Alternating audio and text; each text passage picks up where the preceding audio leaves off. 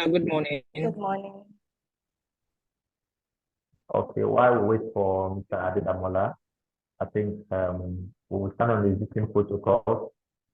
Mr. Chibwezan, I'll be the moderator for our brief section.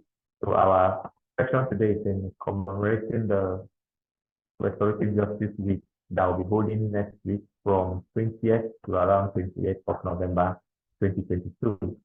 So quickly want to introduce our guests on the program today. So we have Ms. Stephanie Emebo.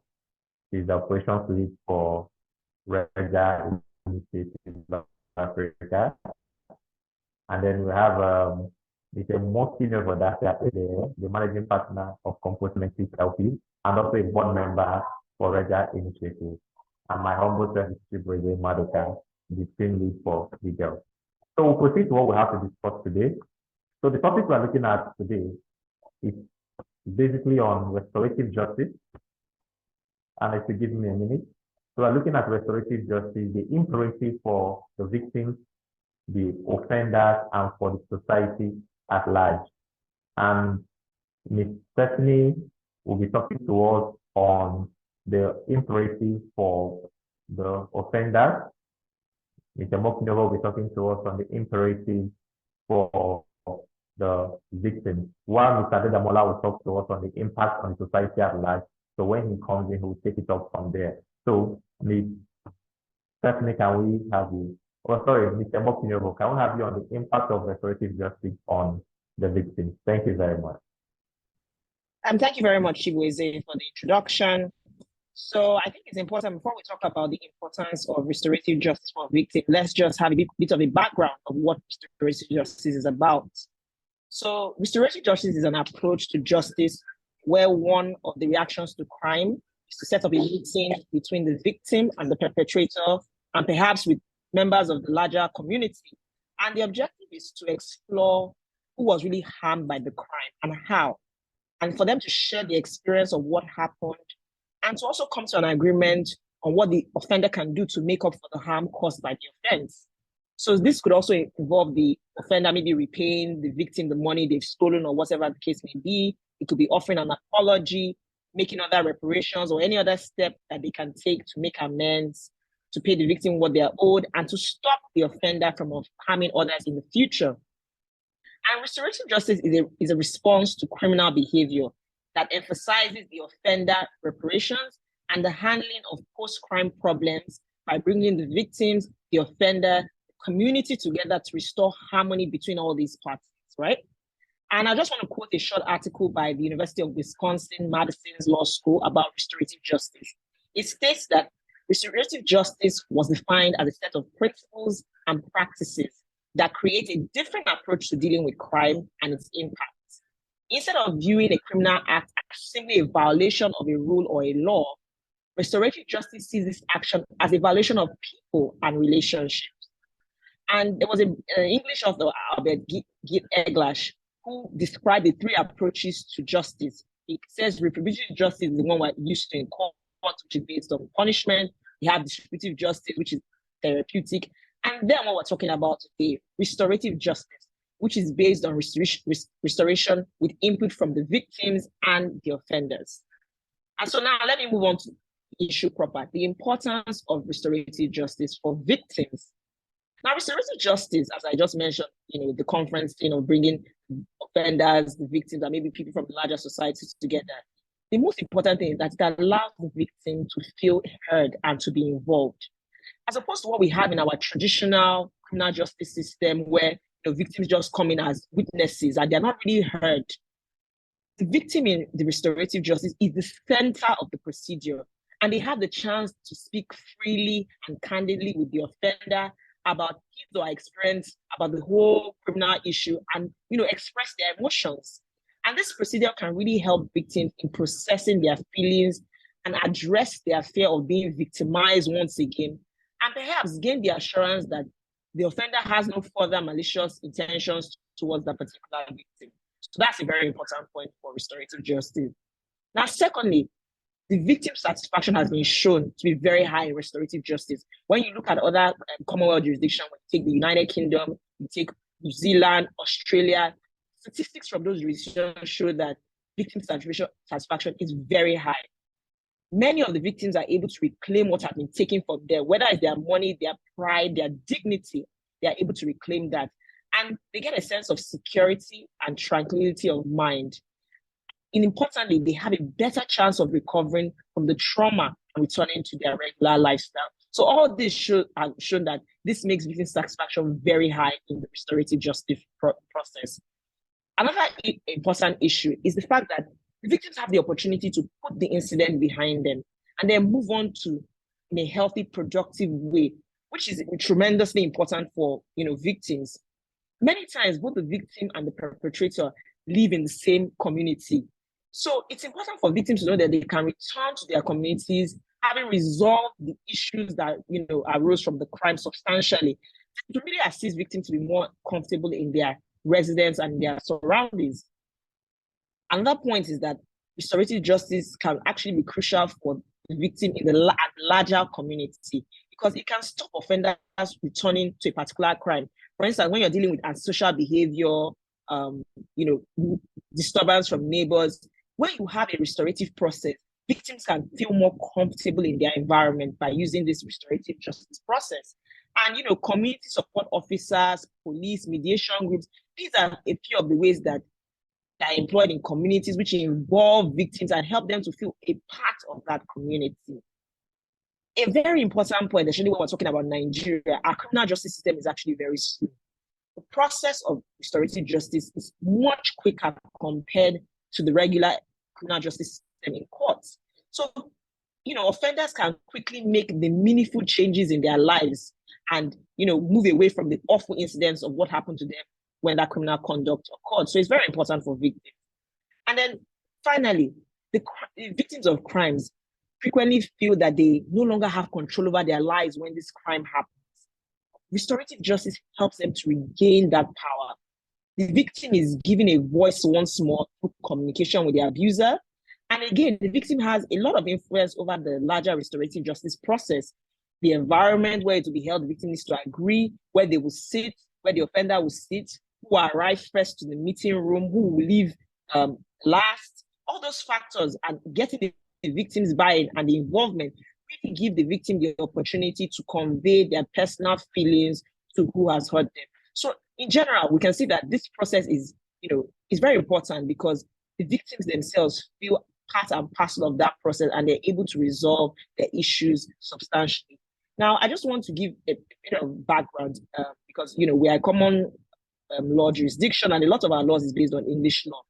When you look at the Restorative Justice Council in the United Kingdom, in just 10 years of implementing restorative justice system, institutes have dramatically changed to restorative justice. It is no longer seen as a soft or a fluffy area of law, but it's an integral part of the criminal justice system. The same attitude in New Zealand and Australia, where they focus on truth-telling, face-to-face interaction, and forgiveness. Forgiveness has so many benefits, not just to the victim, but even to the offender, as they feel like, okay, I'm part of this community and I don't want to do something that will harm someone else and make them a victim in the future. So it's a very important part of the process. Now, bringing it down to Nigeria, we've seen the tremendous benefits to victims with this restorative justice. To decongest our correctional facilities, Lagos State in May 2022, they launched a restorative justice center and they created a secretariat of the Criminal Justice Sector Reform Committee. Now, this is very important. It signals that our legislators are thinking about restorative justice in a different way. Again, the Nigerian Correctional Service Act of 2019 creates a comprehensive way of introducing restorative justice in Nigeria. So I know, in Nigeria, we're talking about decongestion, but we are hoping that in the near future, the concept of restorative justice will actually be well established in the Nigerian legal system, and it will not only be seen as a solution to prison congestion, but be a victim-focused tool for resolving crimes and conflict in a way that truly promotes victim satisfaction in the criminal justice system. So thank you very much for your time, and that's all I have. Thank you, Emokin, but that was a very wonderful one, especially the comparison in other jurisdictions. That's very nice. And of course, we are hoping to work with other relevant stakeholders in the criminal justice system to ensure that restorative justice will be seen as the way to go and the way to the future. Thank you very much once again for your time. So Stephanie, over to you. Can you tell us the impact of restorative justice on the offenders? Thank you very much. Thank you so much, Chigweze. It's always an honor to talk about restorative justice. This is because I understand how beneficial it can be to our criminal justice system and beyond if implemented properly. So when we're talking about restorative justice, we're talking about a system of justice, as rightly said by Emma Kinyogo, that brings together the affected parties to repair the harm committed. And when we talk about affected parties, we mean the victims, the offenders, and the community. So it is often understandable by people as to why restorative justice should be used for victims or the community. This is because they are usually the ones affected by the actions of the offender. But it's also important to understand that restorative justice has a huge role to play for offenders because the criminal justice system we operate is largely retributive. By largely retributive, I mean it relies so much on punishment in terms of incarceration as a way for dealing with offenders, which ordinarily shouldn't be the case. So when we're talking about offenders, I like to categorize offenders into two categories. I look at them from the standpoint of first, the offenders who committed minor offenses and those who committed serious offenses. So for persons who commit minor offenses, it is not ideal as we do in our criminal justice system to incarcerate them immediately. Because the truth is that people who commit offenses will someday come back into the society. So if a person commits a minor offense and the person is incarcerated for say 1 year, 2 years, as the case may be, what are we putting in place to make sure that when the person comes back into the society, the person is coming back reintegrated? And this is where restorative justice comes in. Restorative justice understands that there is a need for offenders to understand the impact of their actions on the victim and the community. It is already established and conclusive that when people understand the impact of their actions on other persons, they tend not to reoffend. The reoffending rates we have is currently high in Nigeria. This is because our correctional centers are not rehabilitated, which is the end goal, but it is actually not because it is largely overcrowded.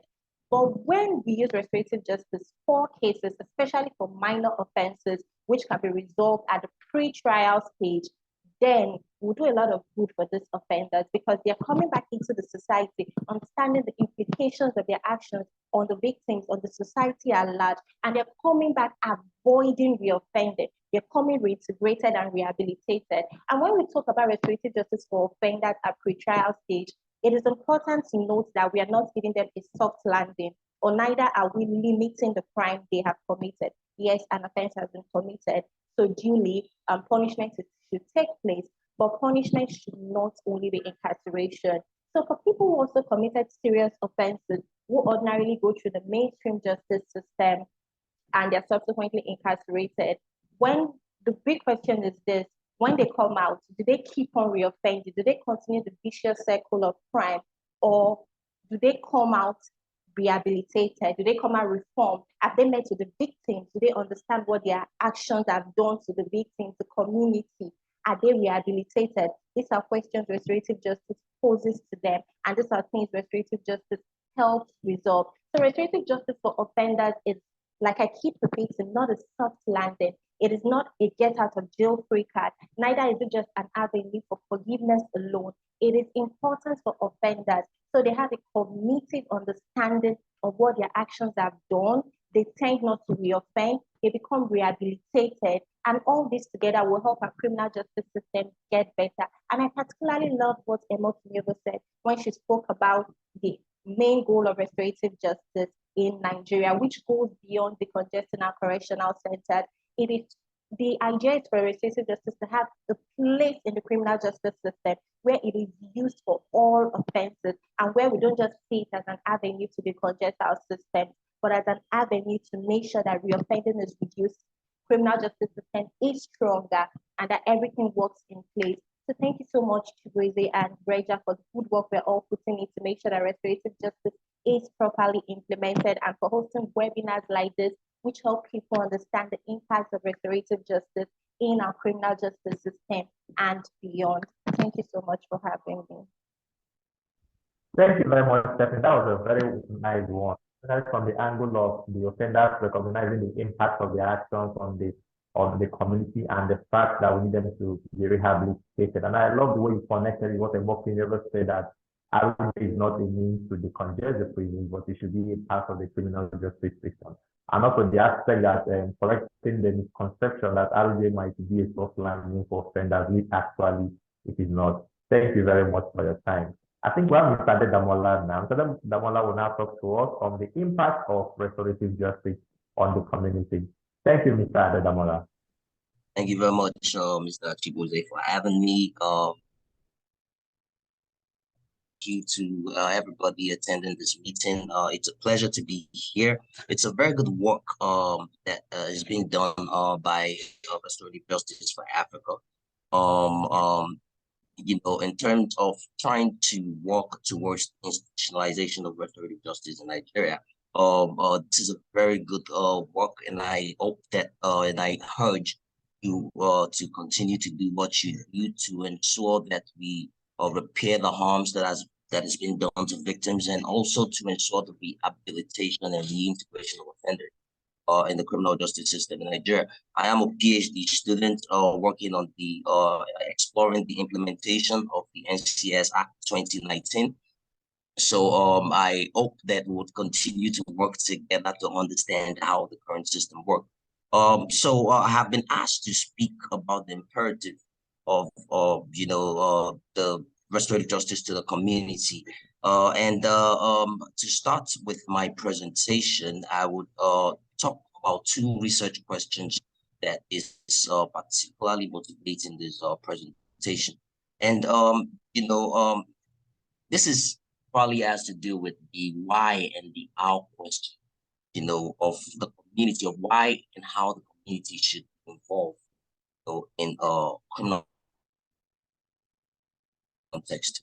And I hope that out of this presentation that we would understand the importance of the involvement of community in restorative justice practices. Because of that reason, I would be talking about the Youth Offender Panel. Youth Offender Panel. It was a program that was rolled out in England and Wales in 1991 site. And I would examine the findings of that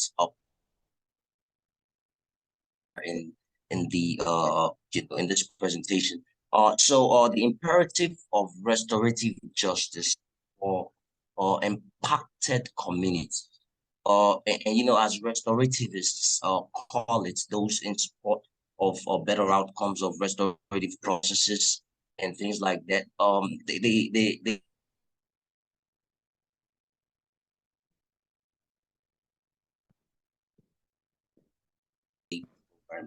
And I love that several things has already been said about the victim and the offender involvement in the criminal justice process. So I wouldn't touch much on that. But in justifying this, they have often relied on pretty much what I call assumptions that have not been empirically verified. And this is the reason why we need to continue to work on understanding and exploring and examining some of the reasons why community participation in restorative processes are important. In today's discussion, I will be adopting a case study of the youth, offender panels, like I said it, and they comprised of interviews with key stakeholders that were involved in the process, in terms of observations and and meetings and of panel meetings. Then I will then attempt to also summarize the findings to reflect on the implications of the English and the Welsh people experience for the development of a more coherent framework for operationalizing restorative justice in the Nigerian setting. If we all know about our Zer, he mentioned that since the inception of restorative justice, that advocates always presented the the community as an essential pillar of restorative justice theory and practice. The other themes that have arisen out of the literature, also the victims and the the involvement of the victims and the offenders themselves. But the issue is that there has been much of this focus, this academic focus on these victim satisfaction and offender or satisfaction out of restorative processes. And from the findings of the youth offender panels in England, you find that the opinions of community is not that favorable to the future of restorative justice, which we need to continue to explore that field of research. Now, and the main controversies of how and why community involvement should occur. It's pretty much it's they try to say that we need to find more meaningful ways of involving the community, that that the current forms of what we have in the state affair are too superficial, and they do not enable meaningful outcomes. We need to find more meaningful ways of involving the community, because the state as the sole victim in the current process, and there are the victim is definitely not involved. And even if we have to give credit to a contemporary criminal justice system in developed nations, we need to continue to push further for the implementation of restorative justice practices, programs to be rolled out, even in the United States or everywhere in the world. So, and the same way it is here in Nigeria, we need to make sure that we ensure that pilot schemes are rolled out on periodic phases, especially for juveniles who are currently incarcerated in adult prisons across Nigeria, and for some petty crimes to start with. And some of the theoretical justifications for community involvement, it starts from the premise that stolen conflicts should on back to the owners. We've always been talking about the anthropology in restorative justice, the involvement of the community, the indigeneity of it. Of course, this is peculiar to the Nigerian case, right? And restorative justice aims to change the traditional way of doing justice, by placing the decision of how to deal with particular offenses, in the hands of those that are most affected by it, which is the victims, the offender, and the community. This means that returning decisions back to the community is very, very important, which also has to deal with the community themselves, which families of the victim, families of the offender, in some contexts. But in the youth offender panel programs, there were lay community members that did not represent the community in this particular process. But if you do go to victim offender mediation programs, where the community has been referred to, the family members of the offender, and the victim. So we do realize, should I say, highlight some potential significance for study in that area. Now, the involvement of community representatives and scholars have pretty much always claimed that this pretty much involving a party that is more directly victimized by the occurrence of an offense than remote and detached figures. This means that empowering the community to take over the resolution of its conflict. So community is very important restorative justice process because they are the ones in the indigenous literature. When you come back to our pre-colonial traditions, in the olden days, it was the community of the elders men and the king to resolve dispute in the community. So this is the one idea of which I could bring or pretty much explain to you the importance of community in resolving disputes, even in the more contemporary process as we have it in restorative justice today. And you know, in 1999, like I said, this legislation was introduced in England and Wales, creating a referral order, you know, 10 to 17 years old who pled guilty to specific crimes, right? So, and that referral order had initiated within a period of 20 working. So the panel is usually attended by the young person, the offender, the victim, the supporter of the victim, and more importantly for this short presentation, the lay members of the community who served as volunteers from one of the NGOs. And you know, the process of the initial meeting was to review the offense and what it's much like the community arbitration panels and police Ireland, you know, what was rolled out in that project.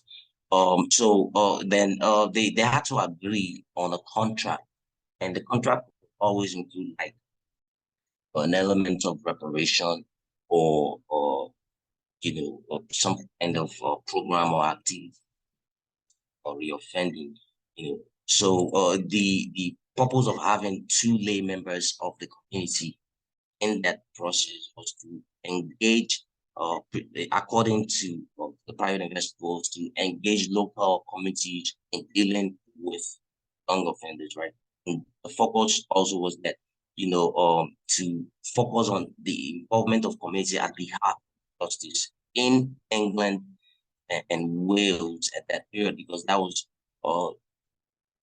some of the things that the politicians that they were talking about at the point in time.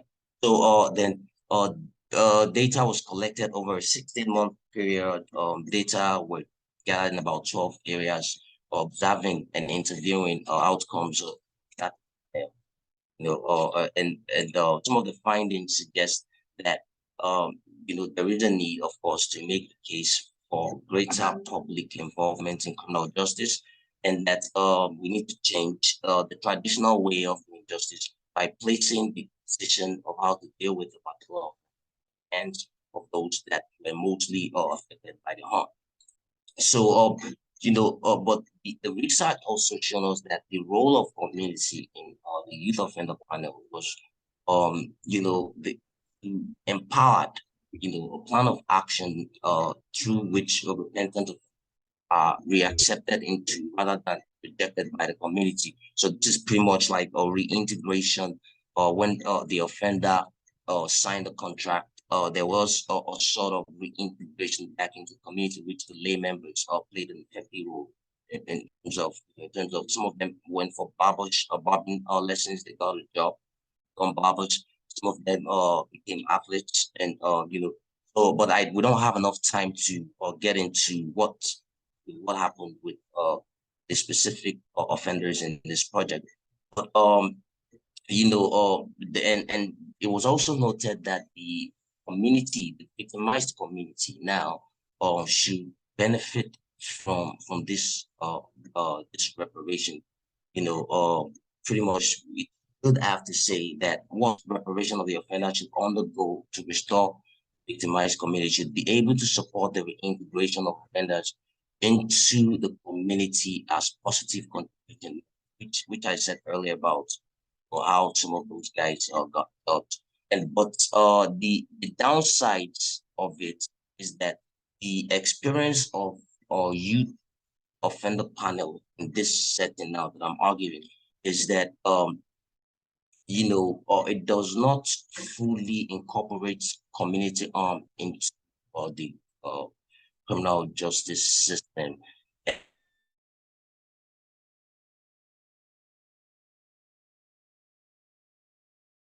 They don't have, in this context, the two lay members now don't have you know, creative ideas on how the harm could be repaired by the offender. This was pretty much a togetherness process. So, but these are just downsides of the project. I hope that next time when I come, I will be able to talk to you more about my research, what I'm doing with the exploring the implementation of restorative justice in the Nigerian context, which pretty much addresses the barriers and the enablers to the implementation of restorative justice in Nigeria. But I would bring my conversation, my presentation today to a close now. Thank you very much, Mr. Chibueze, for the opportunity to bring me here this moment to talk to you about the importance of community in restorative justice. I think what we need to realize is that in the Nigerian context, there is a need to implement RJ for various number of reasons, which the earlier speakers have already noted. But I would note for the purpose of this presentation that the community involvement, which has to deal with the families of the victims, families of the offender, is particularly relevant to the reintegration of the offender back into the community, or a reintegrative shaming project of New South Wales. I'm sure we all know about the New South Wales project. When offenders meet the community, they understand the meaning of shame. And this is what Breathworth talked about. He said that shaming and reintegrative shaming is a different kind of shaming. It's the kind of shaming that builds the orientation of the offender towards making ends meet, the community themselves. And the community is everybody who's been involved in the criminal justice. This involves the victim, the offender, their family members, and the state, and other representatives of that is the community. Restorative justice emphasizes on togetherness. We are bound together to be a web of relationships. And once that relationship has been disrupted, and harm has occurred, and we need to work together to rebuild that relationship. And that, for the purpose of my presentation, emphasizes more on the importance of community, ensuring that harms are being repaired within the criminal justice system. Thank you very much. Thank you, Mr. Adilama. That was a very wonderful one, taking us down the lane of the PhD thesis and your research work, which is very much interesting. Of course, we can't wait. We are eager and anticipating to see the end of your research and what you come out with all of that. Well, that was a great one, especially looking at it from the angle of the community participation, especially coming from both the families of the victim and the families of the offender, and finding a way to integrate the offender back to the society. And it's a wonderful one where you also show that it's where the reluctance of the community to accept RG. And I think that makes a case for more sensitization and more holding of programs like the issue advocated for. I think we talked about pilot schemes. So that person's mind, some people's mind or the community mind will shift away a little from retributive justice and try to give restorative justice and opportunity. And I think that resonates with what Emotional and Stephen has been saying before, that restorative justice should not just be seen as a means of freezing the congestion, but it should also be seen as a proper means and a system in our criminal justice system. Thank you, everybody. Thank you, Emotional. Thank you, Stephanie, and thank you, Mr. Adelamola, for your time. It was wonderful having you here. I wish you in advance a happy Restorative Justice Week. Thank you. Thank you very much. Thank you very much.